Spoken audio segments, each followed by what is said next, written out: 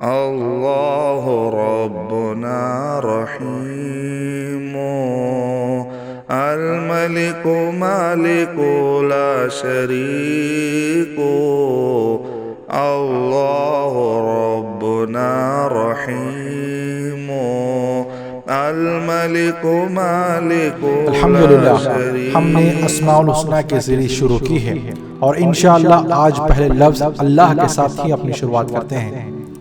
اللہ ہمارے رب کا ایک بہت ہی مشہور نام ہے اور ہم لفظ اللہ ہماری زندگی میں بار بار استعمال بھی کرتے ہیں، اور یہ قرآن میں کم و بیش 3000 بار استعمال ہوا ہے۔ سبحان اللہ، یہ قرآن مجید میں آنے والا ہمارے رب کا سب سے پہلا نام ہے، الحمدللہ رب العالمین۔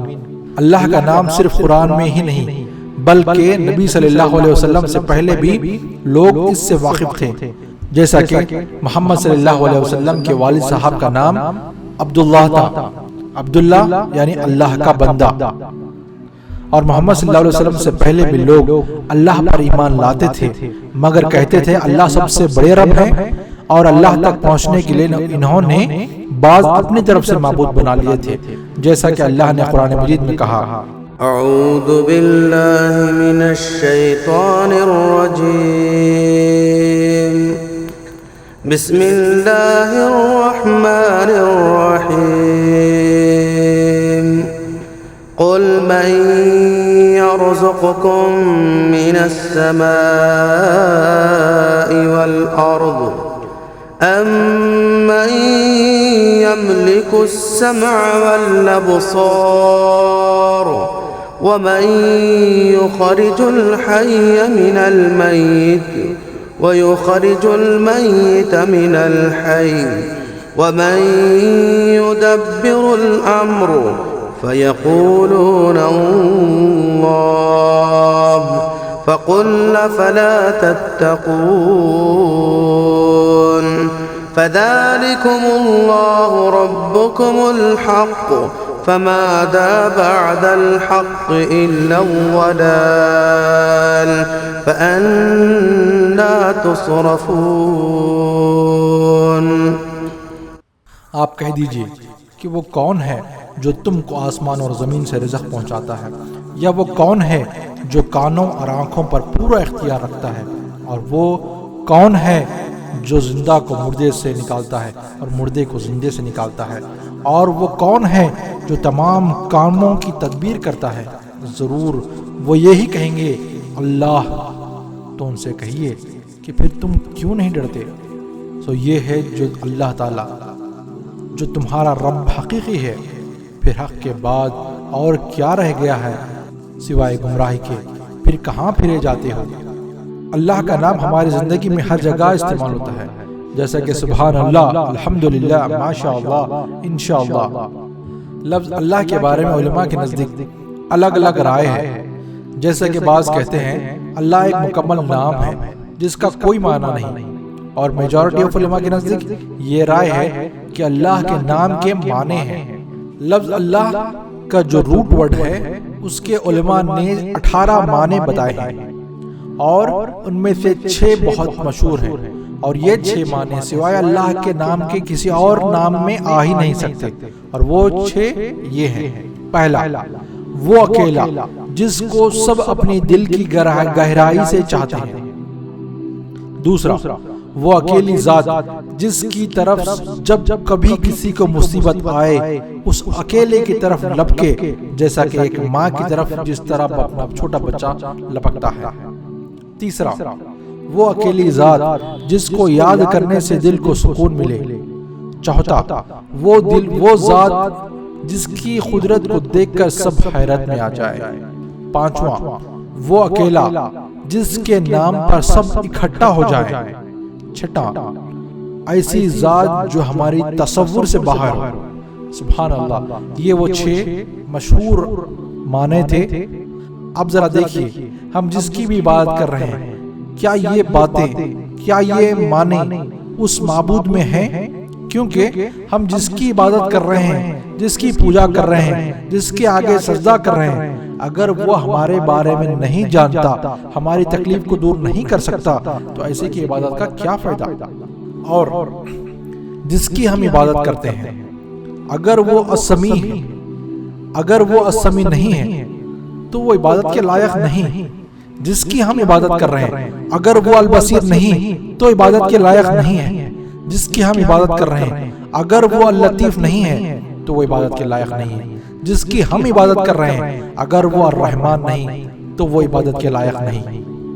اور اللہ نے تو اپنا تعارف قرآن مجید میں کیا خوبصورت انداز میں دیا ہے۔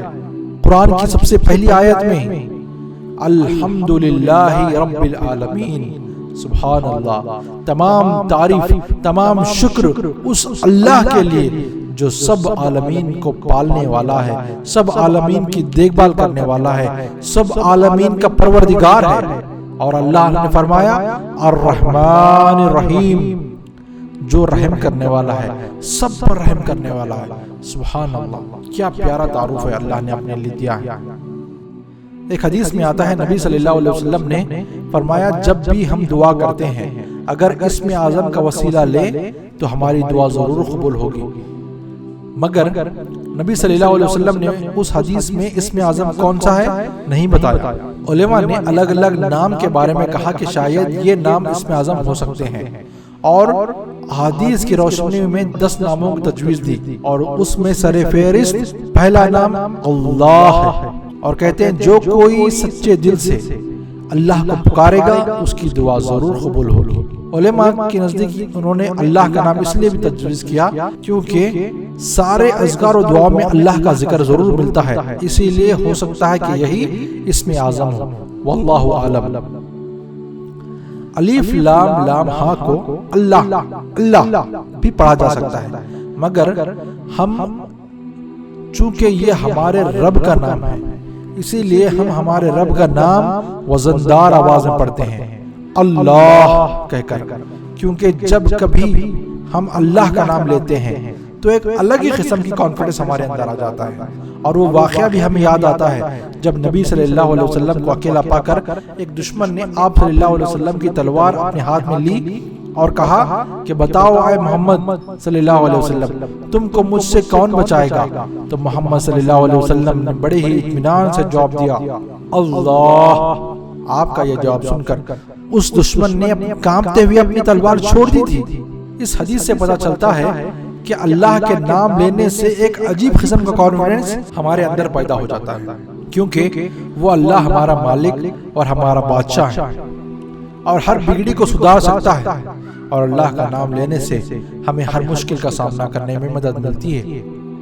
اسی لیے محمد صلی اللہ علیہ وسلم نے کہا ہر کام سے پہلے اللہ کا نام لو بسم اللہ کہہ کر۔ سبحان اللہ، کیا برکت ہے ہمارے رب کے نام میں۔ آئیے مختصر سے اللہ کا تعارف دیکھتے ہیں کہ ہم جس اللہ کی عبادت کر رہے ہیں وہ اللہ کتنے قدرت والی ذات ہے۔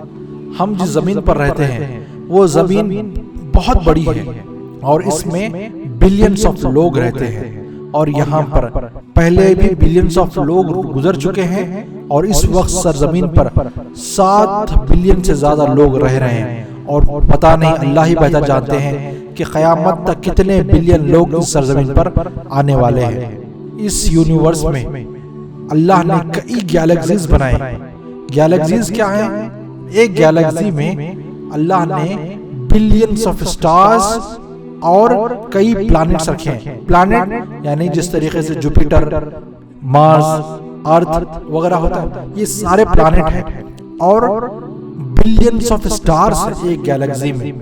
ایک سٹار کے بارے میں آپ کو بتا دوں کہ سورج جو ہوتا ہے سن ایک سٹار ہے، اور یہ سورج اتنا بڑا ہے کہ ہماری سرزمین کی طرح 13 لاکھ زمینوں کو اگر ایک جگہ جمع کریں گے تو جتنا بڑا سائز ہوگا اتنا بڑا سائز صرف ایک سورج کا ہے۔ سبحان اللہ، سبحان اللہ۔ اسی طریقے سے اس یونیورس میں اللہ نے جو الگ الگ سٹارز بنائے ہیں اس میں سورج ہی بہت ہی بڑا سٹار نہیں ہے، بلکہ اس سے بھی بڑے کئی اور سٹارز ہیں، جیسا کہ ایٹا کینیا نامی ایک سٹار ہے جو سائنسداں کہتے ہیں 5 ملین سورج کو اگر ایک جگہ جمع کریں گے تو جتنا بڑا سائز ہوگا اتنا بڑا خالی ایک ایٹا کینیا نامی سٹار ہے۔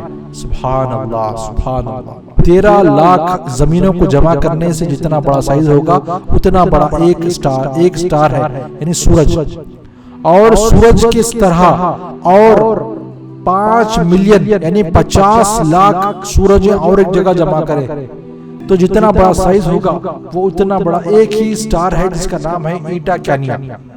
سبحان اللہ۔ اور آگے سجدہ کہتے ہیں ابھی تک آج تک کی سب سے بڑا سٹار جو انہوں نے ایجاد کیا ہے، تحقیق کی ہے، وہ ہے وی وائی کینس میجورس، وی وائی کینس میجوری نام کا ایک سٹار ہے۔ اس کے بارے میں سائنسداں کہتے ہیں اگر ہم بلینز آف سٹارز بھی اگر جمع کریں تو شاید ہو سکتا ہے کہ وہ اتنا بڑا ہو۔ Billions of stars, billions of sun اس کے اندر فٹ ہو سکتے ہیں۔ کس کے اندر؟ وی وائی کینس میجوری کے نام کے نامی سٹار کے اندر۔ یہ اتنا بڑا سٹار ہے، سبحان اللہ۔ اور اللہ نے ایسے بلینز آف سٹارز ایک گیلیکسی میں رکھی ہے، اور سائنسداں کہتے ہیں یونیورس میں ملینز اور بلینز آف گیلیکسیز گھوم رہے ہیں۔ یہ کتنے گیلیکسیز اللہ نے بنائے ہیں، اور یہ سارے گیلیکسیز ایک آسمان کے نیچے ہیں۔